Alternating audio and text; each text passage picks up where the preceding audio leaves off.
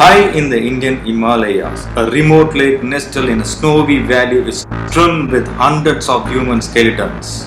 Who were these people? When did they die? How did they die? Where did they come from? Don't skip this video, watch till end.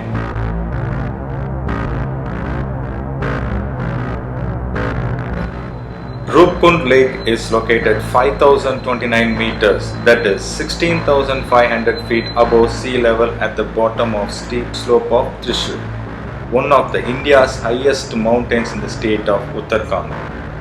The remains are strewn around and beneath the ice at the Lake of Skeletons, discovered by patrolling British forest ranger in 1942. Depending on the season and weather, the lake, which remains frozen for most of the year, expands and shrinks. Only when the snow melts are the skeletons visible, sometimes with flesh attached and well preserved. To date, the skeleton remains of an estimated 600 to 800 people have been found here. In tourism promotions, the local government describes it as a mystery lake. For more than half a century, anthropologists and scientists have studied the remains and puzzles over a host of questions. Who were these people? When did they die? How did they die? Where did they come from? One old theory associates the remains to an Indian king, his wife and their attendants, all of whom perished in a blizzard some 870 years ago. The remains of estimated 600 to 800 people have been found at the site. Another suggests that some of the remains are of Indian soldiers who tried to invade Tibet in 1841 and were beaten back. More than 70 of them were then forced to find their way home over the Himalayas and died on the way. Yet another assumes that this could have been a cemetery where victims of an epidemic were buried. In villages in the area, there's a popular folk song that talks about how goddess Nanda Devi created a hailstorm as hard as iron, which killed people wending their way past the lake. India's second highest mountain, Nanda Devi, is revered as goddess. Earlier studies of skeletons have found that most of the people who died were tall, more than average stature. Most of them were middle-aged adults, aged between 35 to 40. There were no babies or children. Some of them were elderly women.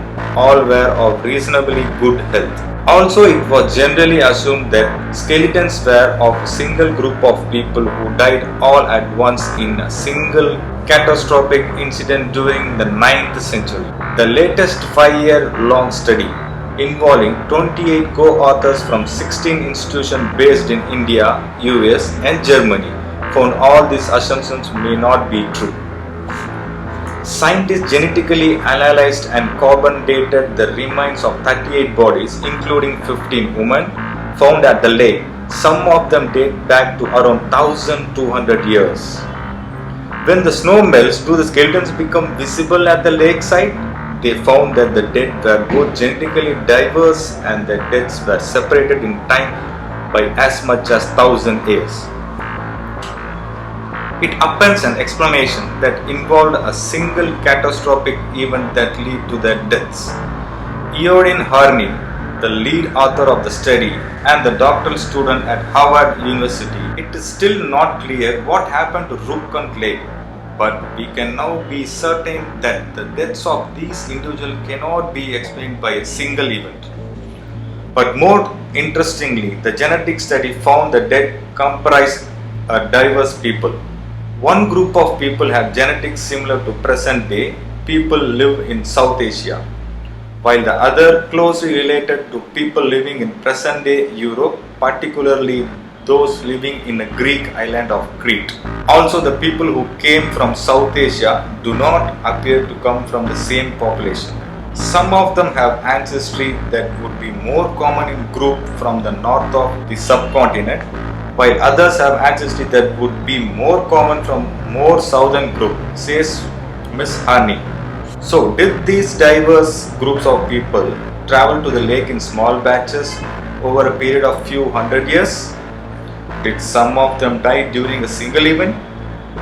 No arms or weapons or trade goods were found at the site.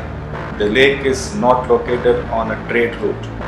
Genetic studies found no evidence of the presence of any ancient bacterial pathogen that could provide disease and explanation for the cause of deaths. Tourism promotion describes Roopkund as a mystery lake. A pilgrimage that passes by the lake might explain why people were traveling in the area.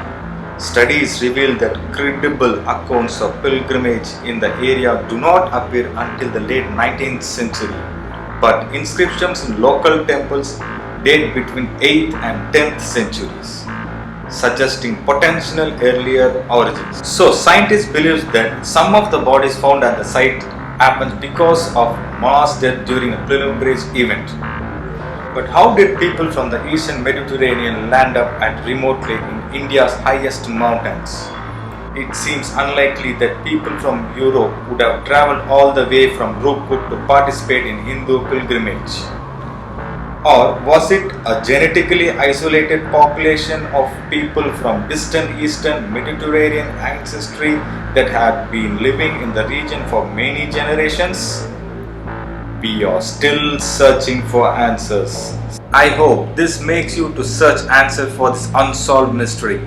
If you have any further information about skeletons of lake, kindly comment us. Thank you. Keep watching Pencils.